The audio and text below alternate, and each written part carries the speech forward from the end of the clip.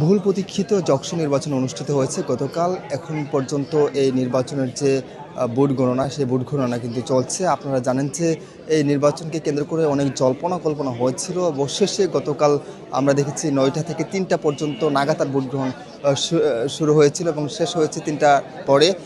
এবং পাশাপাশি আমরা দেখেছি যে এই ভোট গণনার জন্য কিন্তু এই কক্ষে নিয়ে আসা হয়েছে।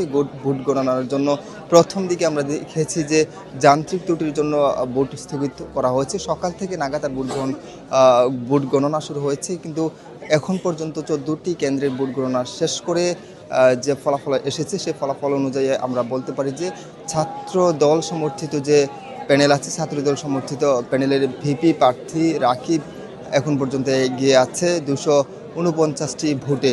পাশাপাশি অন্যান্য যে পদগুলো আছে সেই পদে কিন্তু ছাত্র শিবির এগিয়ে রয়েছে। তবে এই নির্বাচনকে কেন্দ্র করে আমরা দেখেছি গতকাল এক পক্ষ আরেক পক্ষকে দেখেছি তারা কিন্তু পাল্টা অভিযোগ করেছে। পাশাপাশি এই নির্বাচনকে কেন্দ্র করে নিরাপত্তা বলই কিন্তু জোরদার করা হয়েছিল। এখন পর্যন্ত নির্বাচনের শেষে যে ভোট গণনা, সেই ভোট গণনা কিন্তু চলছে, এখন পর্যন্ত চলমান রয়েছে। নির্বাচন কমিশনের পক্ষ থেকে বলা হয়েছে যে প্রায় 3টি কেন্দ্রে ভোট শেষ হতে 1 ঘন্টা লেগে যাচ্ছে। তবে এখন পর্যন্ত ভোট গণনা চলছে। কবে নাগাদ ভোট গণনা শেষ হয় সেই তথ্য কিন্তু এখন পর্যন্ত জানা যাচ্ছে না। তবে সন্ধ্যা গড়িয়ে রাত হতে পারে ভোট গণনা, সেটি ধারণা করা হচ্ছে। এই ছিল যকসু নির্বাচনের সর্বশেষ তথ্য।